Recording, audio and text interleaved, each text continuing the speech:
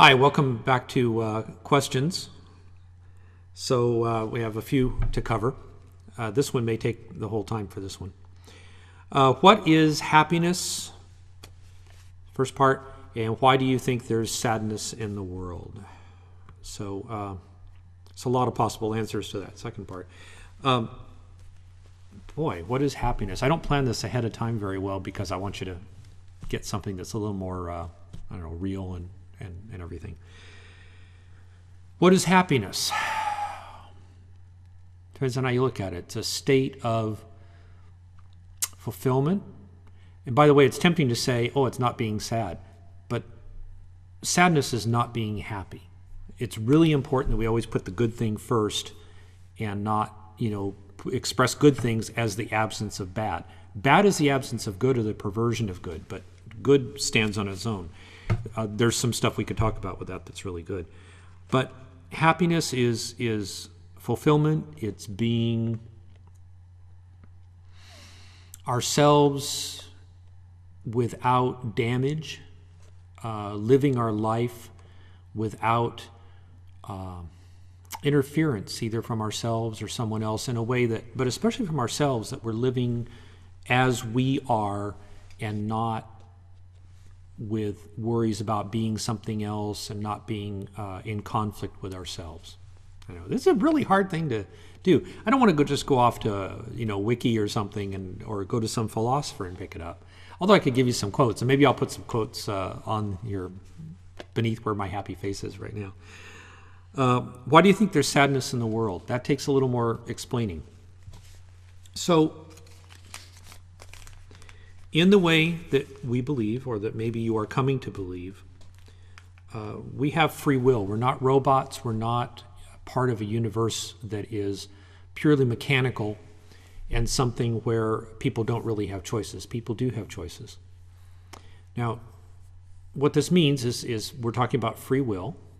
Free will means that we are free to do what's right, that we can choose that freely, and we are not forced to do what's right. In the Catholic way of looking at things, a rock has no choice but to be good. It's created good. It does what a rock does, and it doesn't make a choice. A plant does what a plant does. It grows, it reproduces, through the seeds and stuff, or by budding. Oh, don't get me started on the biological stuff. And a plant is what a plant is, but it doesn't make a choice. So it's not like a plant can be bad. Now, a plant can be poisonous. A plant can offer temptations to abuse, for us to abuse it. But that doesn't mean that the plant itself is either good or bad. I mean, it is good because it's created. It lives, that's a good thing.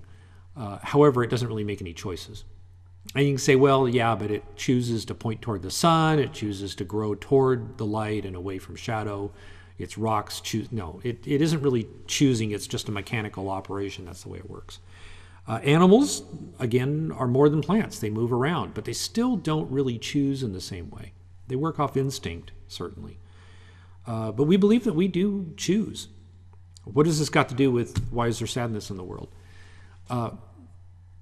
There's two kinds of situations where people are sad. Either they're sad because they can't have what they want, or their own happiness is frustrated by desires. In Buddhism, there's dukkha and tanha, which is dukkha is the disjointed, out of joint brokenness of the world, and tanha, which is the desire, the inordinate desire, the wrongful desire for happiness on one's own terms, within oneself, without regard for the happiness of others. And certainly somebody that is better qualified than me could give a better explanation of what Buddhists say about that, although it varies. But those are roughly it. You can look those up online. Dukkha is D-U-K-K-H-A. Tanha is T-A-N-H-A. There's alternate spellings, I'm sure. Look it up. See what you think. We can talk about it. Send more questions. Anyway, so, okay, back to free will. So if people have free will, they have the choice to do good. But if they have that choice, if they're free, it also means they can choose wrong. Now, they can either choose wrong internally and decide to work against their own happiness, to want something that is not to be, sometimes because it impinges on the happiness of others, which leads us to the second part. Sometimes there's sadness in the world because other people have chosen something that's wrong that hurts us. We suffer from the bad choices of others. So either we choose badly for ourselves, we choose badly for others, others choose badly for themselves and become unhappy, and then that unhappiness tends to spill over into everybody else. And then, of course, they can choose badly and hurt us. I really like John Donne's Meditation 17. I am a part of all mankind. Therefore ask not for whom the bell tolls, it tolls for thee. Look that one up online as well. It's really worth it. The idea there is that sadness comes from the sum of all of the sadness, all the bad choices in the world, all the abuses of free will. And it's kind of what some of us call, in some places we call a Cartesian product. You can look that one up too. It just, when that happens, it's a mess. And that's why the world's in the state it's in, is all these people making bad choices. And the bad choices of others hurt other people. And when people are hurt, they make bad choices. When they make bad choices because of being hurt, it hurts other people. And then it just blooms. And the world is a very, very messed up place because everybody's hurting each other. And they're all hurting each other because they're making bad choices. They're abusing freedom.